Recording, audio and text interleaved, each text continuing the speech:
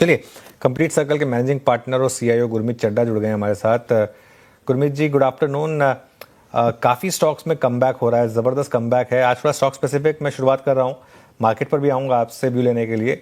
लेकिन मेरे ध्यान में सबसे पहला स्टॉक जो आया वो आपके ऑल टाइम फेवरेट स्टॉक्स में से एक पॉलीकैब। ये पूरी की पूरी स्पेस पॉलीकैब केईआई, इसमें काफ़ी शानदार मूव्स हैं पिछले कुछ दिनों में। कैसे देख रहे हैं आप इस रिसेंट रैली को? तो अनुज, हमने पहले भी चर्चा की थी। मतलब फॉर्चुनेटली आईपीओ लेवल से है ये स्टॉक, तो हमारे लिए काफी बड़ा कंट्रीब्यूटर रहा है। और केबल एंड वायर स्पेस में जो भी जितनी भी पावर इक्विपमेंट स्पेस है, केबल एंड वायर है, कंडक्टर्स है, ट्रांसफॉर्मर्स है, एचपीडीसी है, हमने देखा सब में तेजी है। ये इनका एक अलग बुल मार्केट है, चाहे वो जी वर्नोवा हो, जो ट्रांसमिशन प्लेज हैं, हिटाची हो एचवीडीसी में।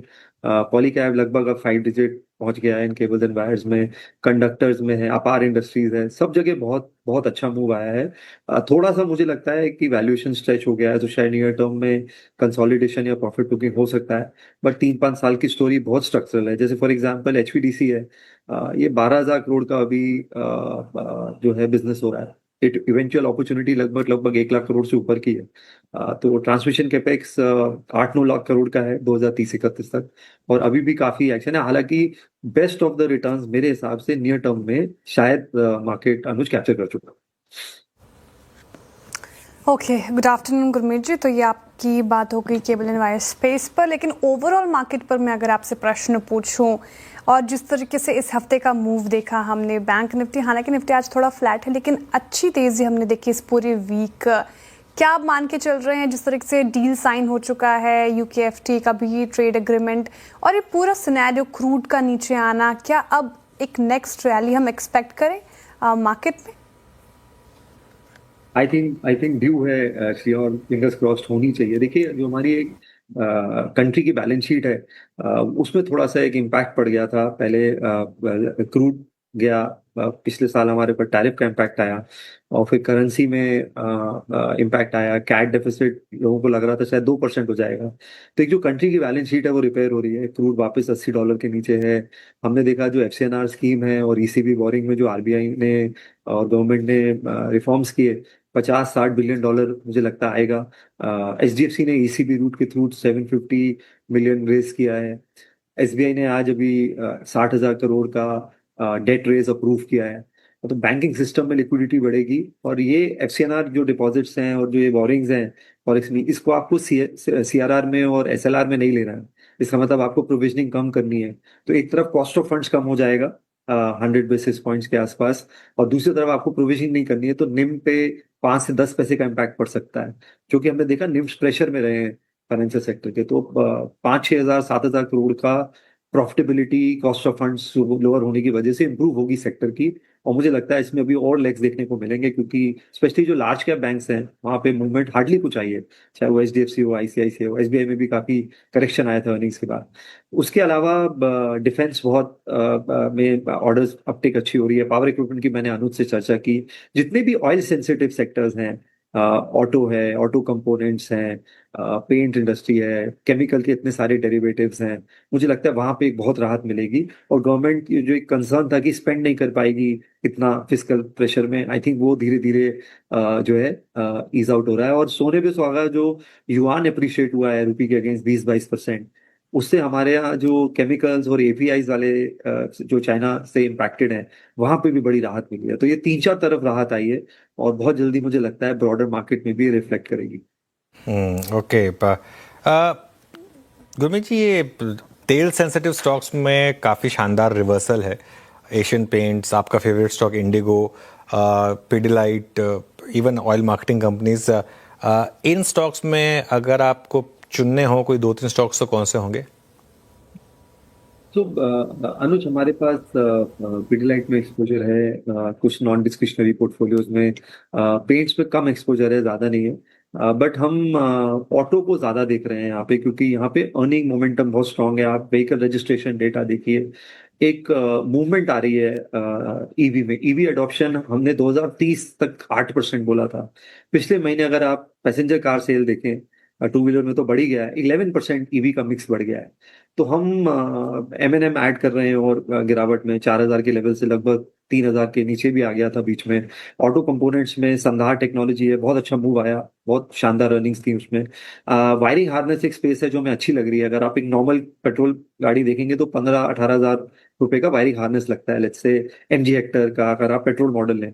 लेकिन यही अगर आप ईवी मॉडल लेंगे सेम प्लेटफॉर्म पे, तो उसमें 40-42 हज़ार का वायरिंग हार्नेस लगता है। तो क्योंकि वायरिंग हार्नेस ईवी में ज्यादा लगता है, तो हम एंसिलरी प्लेस भी देख रहे हैं कहाँ कहाँ बेनिफिट हो सकता है। सोना BMW अच्छा लग रहा है, काफी कंसोलिडेशन हुआ है। तो ऑटो एंसिलरीज में हम देख रहे हैं। और ट्रैवल में हम हमारे पास इंडिगो है, एक्सपोजर है, हम और भी प्लेस देख रहे हैं कहाँ कहाँ इसका जो है इम्पैक्ट आएगा। ओके, मीनवाइल मार्केट में एकदम से एक पता नहीं शायद 3 PM मूव है या जो मर्जी कहें इसे, एकदम से एक जंप आया है और एक्चुअली अच्छा खासा जंप है।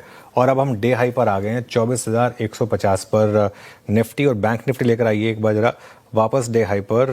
सेंसेक्स 77,328 पर ये शायद तुम बात करते हैं कि अब ये मूव कब आ जाएगा कैसे आ जाएगा आपको पता नहीं चलेगा, लेकिन अगर आप ऑलरेडी होंगे ट्रेड में तभी आप फायदा उठा पाएंगे। तो अगर आप थे जैसे ट्रेड में लॉन्ग पोजीशन में तो एकदम से मूव आया और आप देखिए निफ्टी डे हाई पर 24,154 पर। इनफैक्ट शानदार मूव आ रहे हैं अब इस समय पर।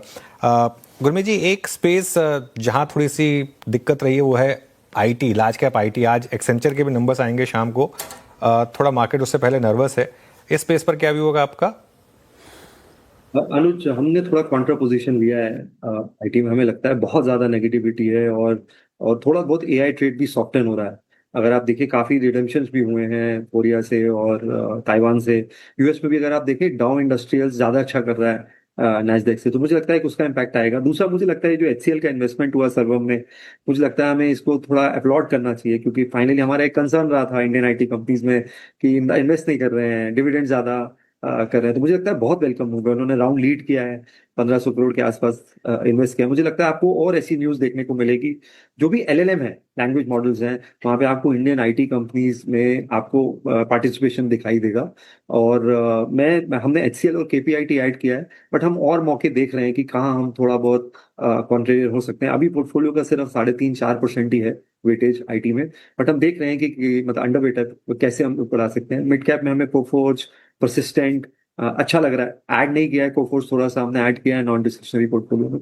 तो हम मिड कैप IT पे भी निगाह बनाए हुए हैं कि कौन कौन इसमें बेनिफिशरीज हो सकते हैं। तो एक टैक्टिकल प्ले यहाँ पे आएगा, कब आएगा कहना मुश्किल है, बट मुझे लगता है कि थोड़ा सा ड्यू है।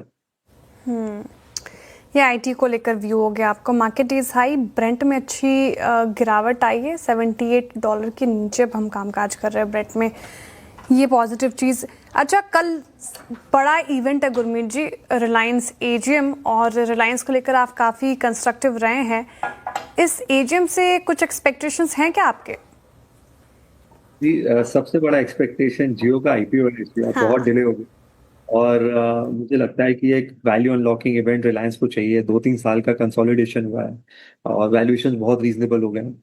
और थोड़ा सा एनर्जी बिजनेस को लेकर भी अपडेट चाहिए, क्योंकि रिलायंस एक ऐसा प्ले है जिसने एनर्जी स्पेस में भी पार्टिसिपेट नहीं किया है, जो पार्टिसिपेशन हमें बाकी एनर्जी स्टॉक्स में देखने को मिला है।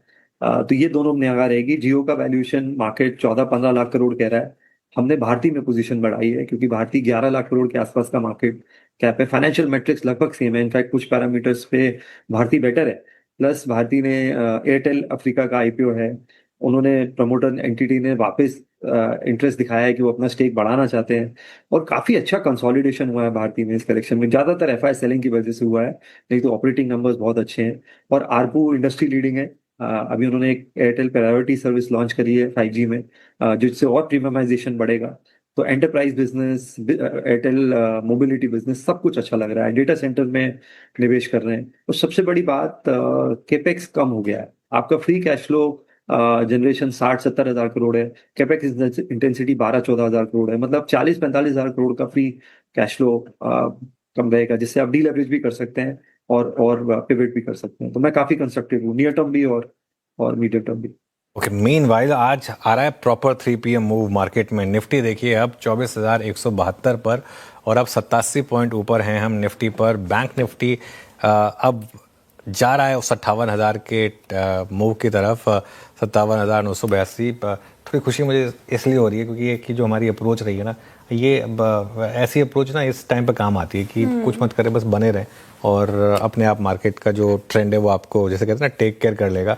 अब आपने मंडे का हाईएस्ट पॉइंट पे भी लिया था तो भी आप कहीं ज़्यादा प्रॉफिट पे बैठे होंगे।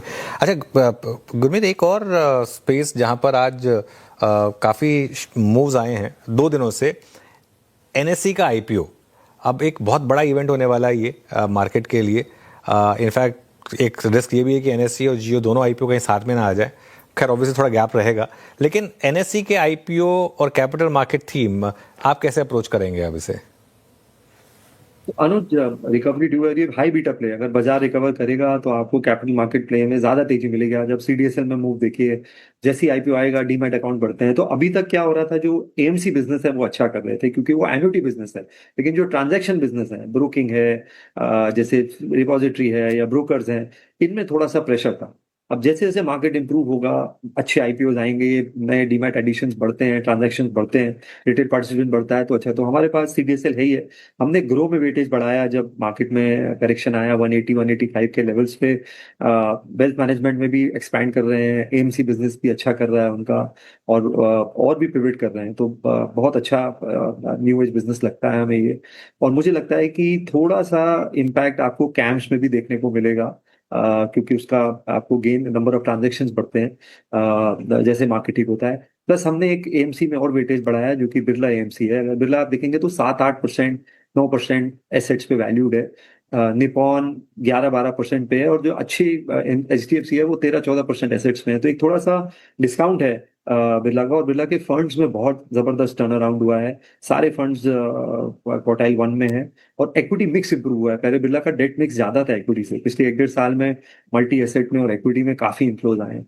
तो मुझे लगता है कि री रेटिंग कैंडिडेट ऑलरेडी अच्छा किया है, तो ये भी हमने पोर्टफोलियो में ऐड किया है। ग्रो और आदित्य बिरला एएमसी हमने फ्रेश ऐड किए हैं गिरावट में। सीडीएसएल कैंप हमारे पास ऑलरेडी है पोर्टफोलियो।